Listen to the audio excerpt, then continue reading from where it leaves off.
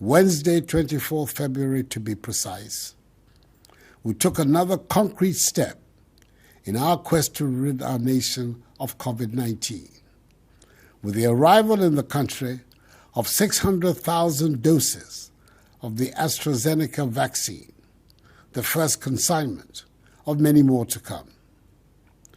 I indicated in update number 23 that the earliest vaccine would be in the country by March. However, by dint of hard work and sheer determination, government was able to secure the first batch of vaccine doses in February, a month ahead of schedule.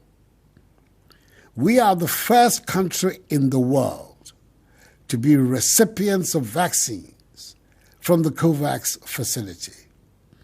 And I want to express my appreciation to members of the COVID-19 task force, which I chair, and to officials of the Ministry of Health and the Ghana Health Service for this commendable feat.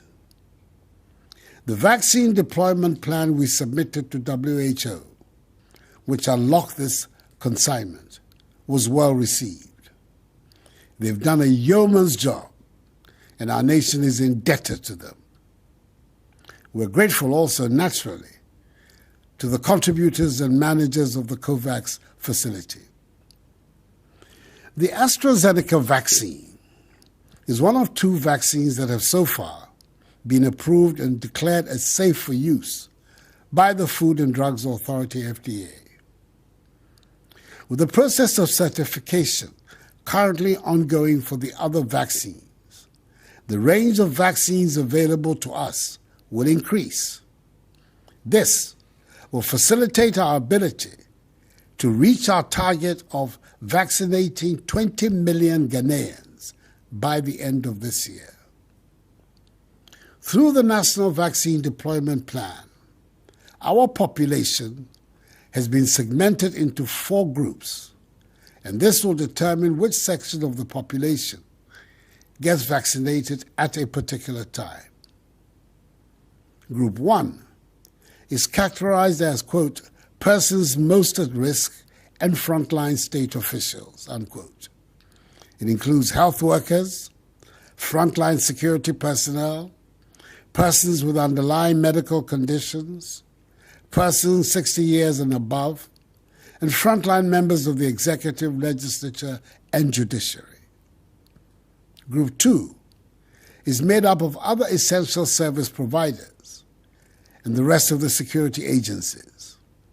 It includes water and electricity supply services, teachers and students, supply and distribution of fuels, farmers and food value chain, telecommunications services, air traffic and civil aviation control services, meteorological services, air transport services, waste management services, media, public and private commercial transport services, the police service, armed forces, prison service, immigration service, national fire service, SEPS division of the Ghana Revenue Authority, and other members of the executive, judiciary, and legislature.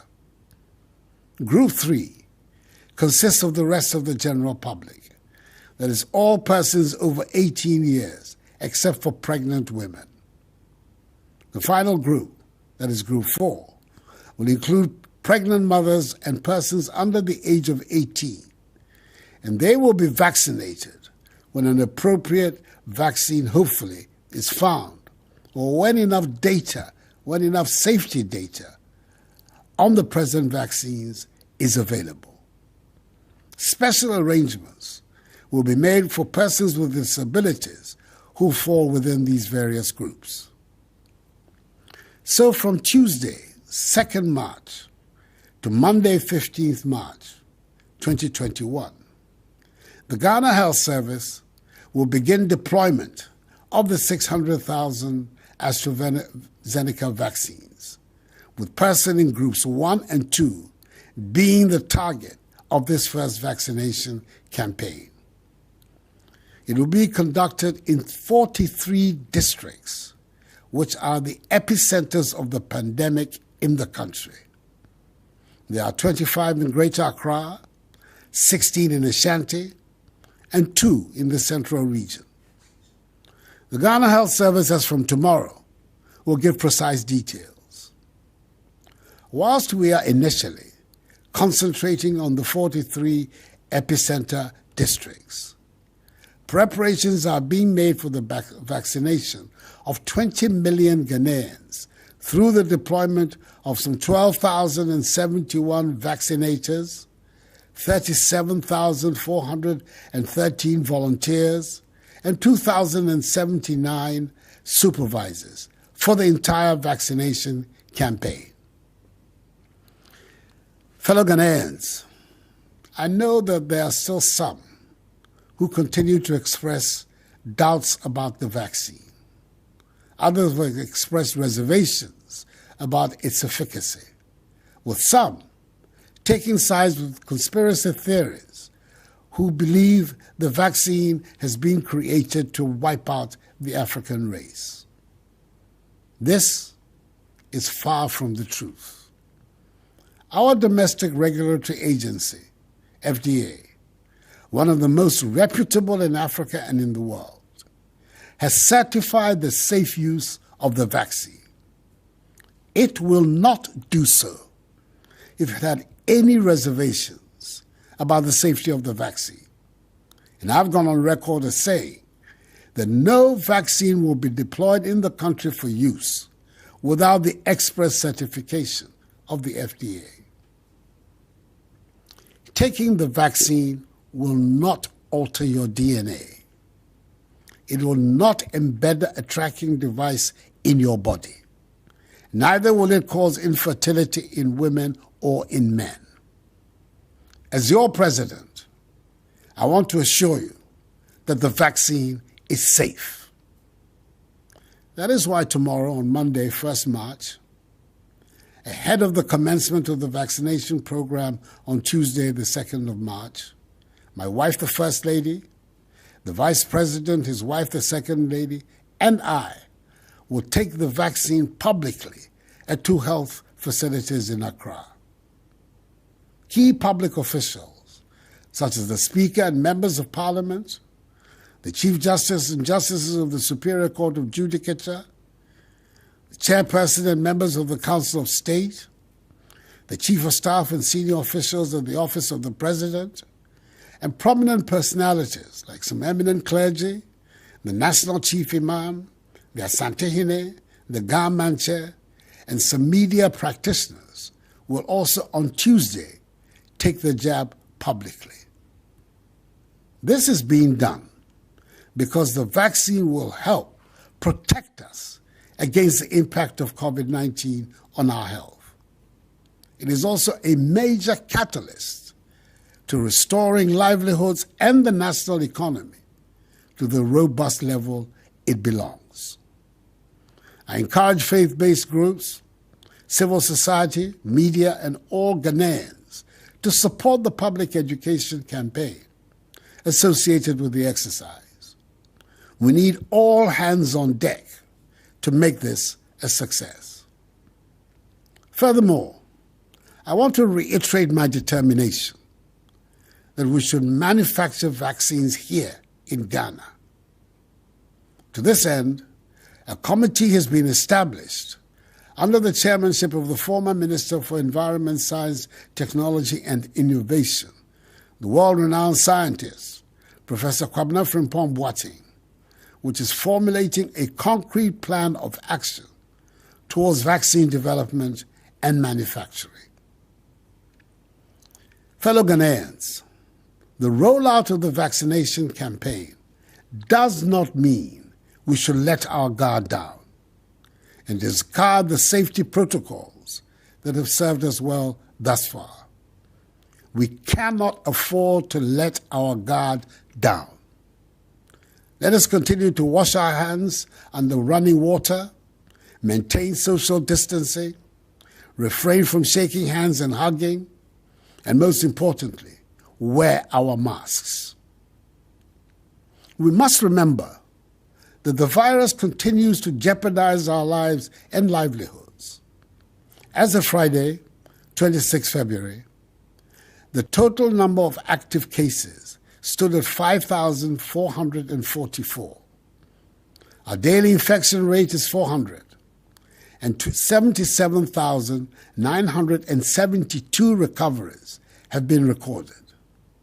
Since I last spoke to you, 191 more people have sadly passed away, bringing the number of cumulative deaths to 607, and 24 persons are critically ill. Out of 69,352 schools in the country, 207 have reported cases of infections. The number of active cases in our schools is now 282. So until further notice, all the restrictions as announced in my last address remain in force, and the police will continue to ensure compliance by all and sundry. Enuanom, edro na yɛde bɛsa yare no ebi abedu yɛ memu. Efi brada ɛkɔ, yɛbɛhyɛ ase awɔ paneɛ no. Menim sɛ ebiri suro paneɛ no. Nti ɔkyena, meme ne me yere First Lady, Vice President ne yere Second Lady, ɛne mpanyinfoɔ titiriw bɛwɔ paneɛ no. Na tumi ahyɛ obiara nkran sɛ bɔne biara ɛni paneɛ no ho. Mesrɛ mo, ɛduro no aba no ɛnkyerɛ sɛ yɛbɛgyae mask no hyɛ anaa yɛbɛgyae yɛn nsa hohoro. Yɛnkɔ so ndi nhyehyɛeɛ no so, na no ɛna ɛbɛboa yɛn. Anyameme, tufa ni woke babu wa hiye, yelahi na eko ibasheshi. Keje jufo ke ya, waba boy tufa agbu. Ile ake mensio tufa agbeye. No wo, mike, inye fatalo. Wa Vice President ke he fatalo. Ko nukpa ekume, bagbu tufa koni ewo mofia mohiwale ake efon ko be chufanhi mi panyafai wakakpa mask ewo wo ya no ni wo forward ni wo ye hela agbochi ano to fe no ni ba wawo. If all of us stay the course and adhere strictly to the protocols, we will emerge out of this pandemic even stronger than before. This is my charge to you this evening, my fellow Ghanaians. There is light at the end of the tunnel. We dare not give up all the hard work at this point in time. This too shall pass, because the battle is still the Lord's. May God bless us all in our homeland Ghana and make her great and strong. Thank you for your attention and have a good night.